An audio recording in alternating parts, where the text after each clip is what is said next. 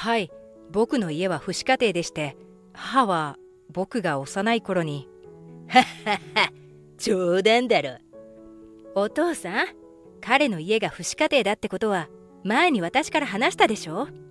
わざとらしく聞き返す父親に婚約者の優香も静かに怒っていた。父子家庭、父親もどうせゴミなんだろうね。そう言って俺のことをあざけ笑う優香の父親に、俺はとうとう堪忍袋の緒が切れた。俺のことは何と言われてもいい。でも男手一つで苦労しながら俺を育ててくれた親父のことを言うのは許さない。俺はニヤニヤしている優香の父親に鉄槌を下すことにした。俺は牧野敦。俺自身はごく普通のサラリーマンだ。ただ俺が子供の頃に母が他界して、父が男手一つで育ててくれた。母の記憶は幼い頃のうっすらとした記憶しかない。それも仕事が忙しかったはずの親父が俺が寂しくないようにたくさん遊んでくれたり、いろいろなところに連れて行ってくれたからだと思っている。俺には親父との思い出がたくさんあったんだ。敦、彼女とはうまくいっているのか？そうニヤニヤした顔で聞いてきたのは俺の親父の牧野徹。実はちょっとした有名人なんだが、家ではこんな風にごく普通の親父だ。親父には彼女がいることは言っていたが、なんだか気恥ずかしくてあまり詳しいことは話していなかった。まあまあだよ。なんだよ、今度うちに連れてきたらどうだ？そのつもりだけど。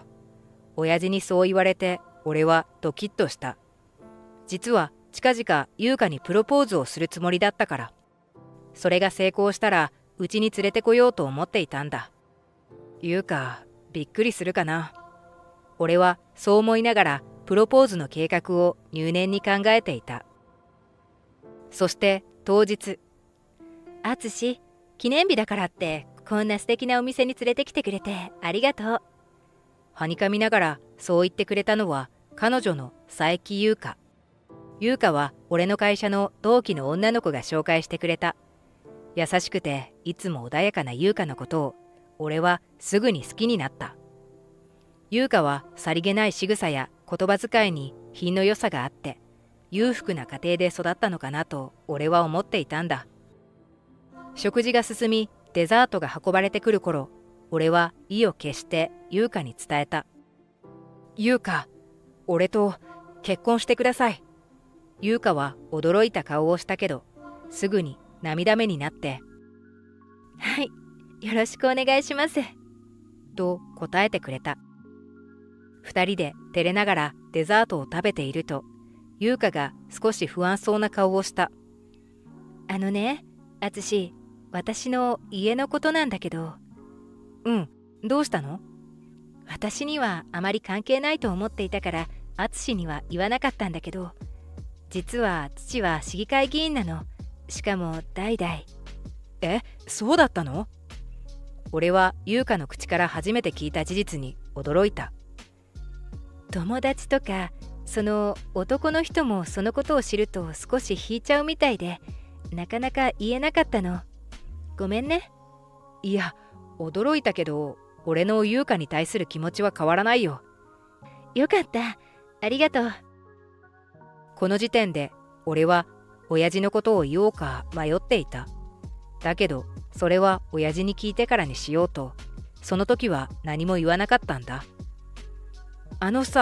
親父が優香を家に連れてきてほしいって言っているんだ。結婚のことも言いたいし、今度うちに来ないか？もちろん。優香のご両親にも挨拶しに行かなきゃな。また都合のいい日を聞いといてくれる？わかった。その時優香の顔が一瞬曇ったように見えたんだ。そして1週間後。はじめまして、敦さんとお付き合いさせていただいています佐伯優香と申します。優香、緊張しすぎだって。優香は顔を真っ赤にしながら俺の実家にやってきた。はじめまして、敦の父です。どうぞどうぞ上がってください。お邪魔します。親父は俺たちをリビングに案内した。優香は緊張しているのかうつむいてしまっている。親父がコーヒーを2つ持ってきて俺たちの前に座った。実は優香と結婚することになったんだ。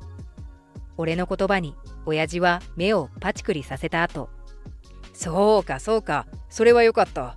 優香さん、ご存知だとは思いますが、敦の母親は小さい時に他界していて、男で一つで育てたので至らないところも多いと思いますが、よろしくお願いします。と喜んでくれた。その言葉に優香も安心したのか、はい。実家に来て初めての笑みを浮かべてくれたんだ。そして親父の顔を近くで見て固まった。お父様。気づいちゃったか。でも気にしないで。ただの敦の父親だと思ってほしい。はい。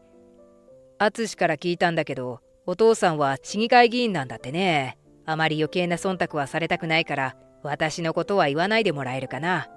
敦が挨拶に行った後、お父さんには直接挨拶をしに行きたいから。わかりました。じゃあ、堅苦しい話はこれで終わり。優香さんは甘いものが好きだって聞いているけど、私も甘いものには目がないんだ。新しくオープンしたケーキ店に行ってきたから一緒に食べよう。親父と優香は甘いものが好きという共通点があり、話が弾んでいた。俺はほっとしながらも優香の実家に挨拶に行くことを考えて少しドキドキしていた。優香の実家には行ったことがないけど、父親は市議会議員だと言っていたし、優香の品の良さからもお堅い家かもしれない。うまくいきますようにと祈った。だが翌週になっても優香は両親の都合がいい日を教えてくれなかった。優香、早めに挨拶に行きたいんだけど、ほら式のこととかも挨拶してからじゃないと決められないし。俺が優香にそう言うと、そうだよね。ちょっと今は忙しいみたいなの。だからもう少し待ってくれる？そっか、わかった。そう言われてしまっては無理に家に押しかけるわけにもいかないし、俺は優香の言う通り待つことにした。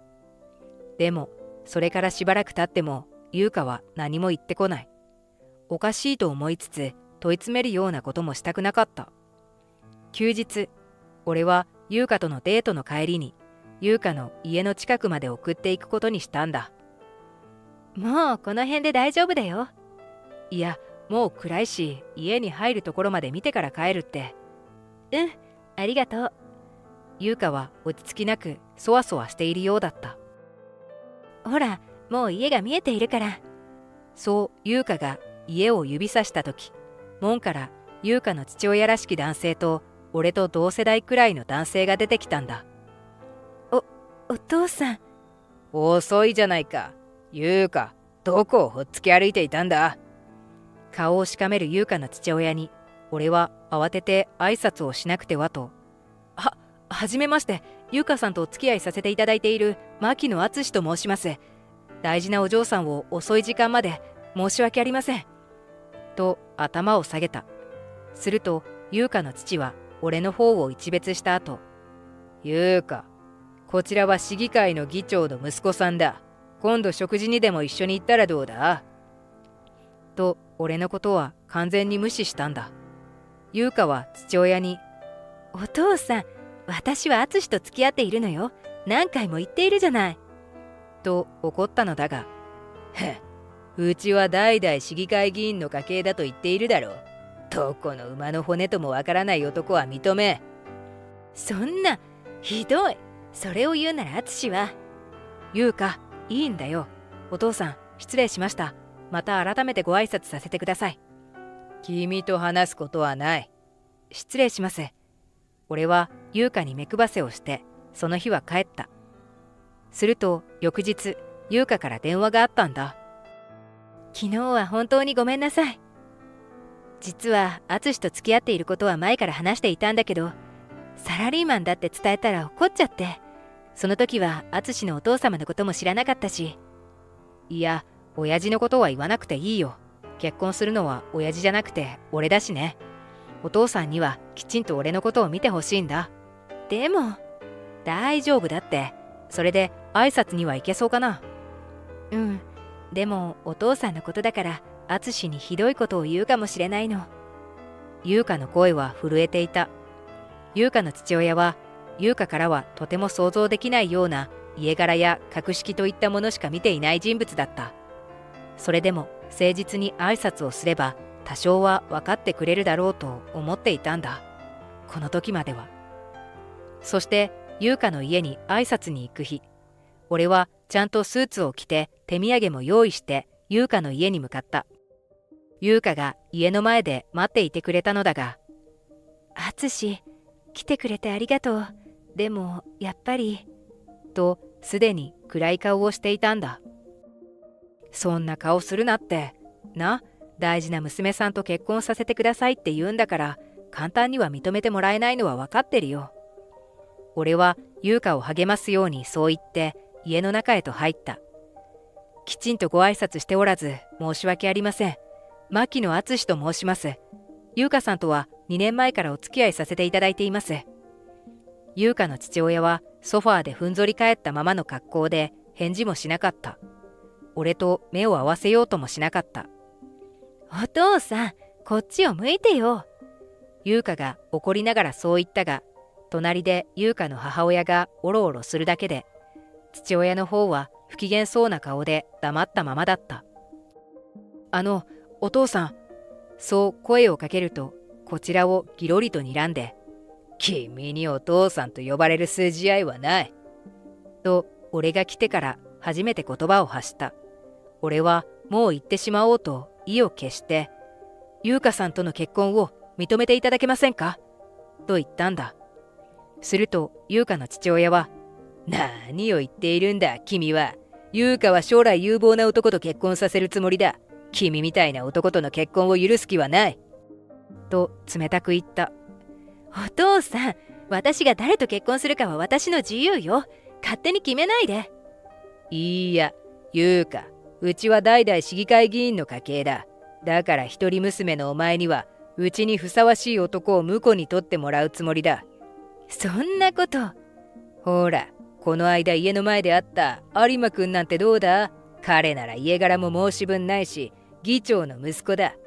いい加減にして。淳が来ているのに。すると優香の父親は俺に、ところで君は何の仕事をしているのかね。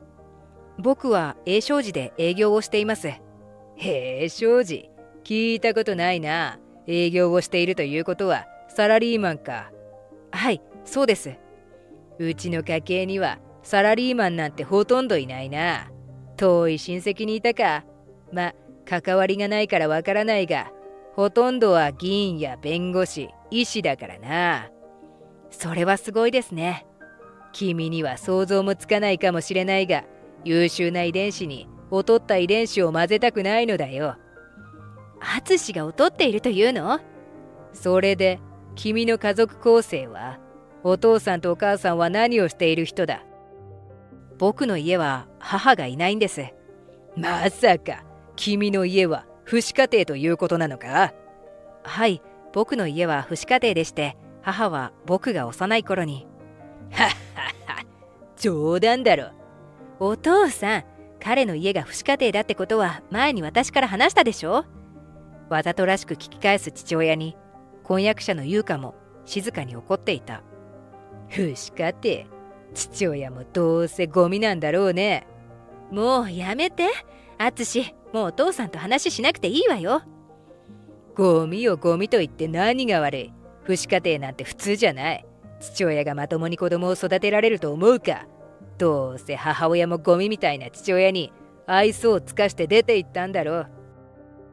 違うわ、淳のお母さんは病気で。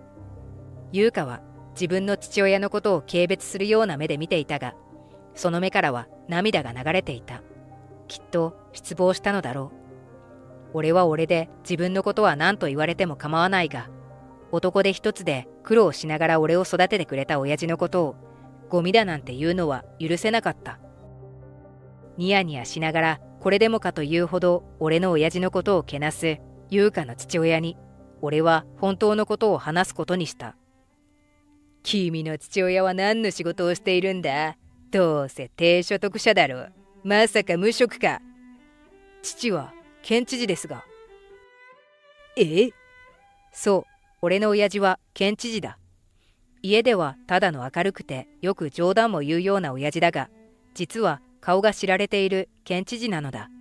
優香の父親はそれを聞いて一瞬フリーズしたが、すぐにはははは、いくらなんでもそんな冗談は通じないぞ。と笑い出した。本当のことですよ。それならなんで君はただのサラリーマンなんだ？僕が働いているのは父方の祖父の会社です。僕は政治より会社経営に興味があるので、会社を継ごうと思っています。そんな出任せをよくもペラペラと。そんな嘘をついて恥ずかしくないのか？嘘なんかじゃないわ。私、淳の家に挨拶に行ったら、牧野知事がいて驚いたもの。お父さんと違って、知事という立場を鼻にかけない、気さくで素敵な方だったわ。じゃあ、まさか、本当なんですか？優香の父親の顔色はみるみる青くなり、急に敬語を使い出した。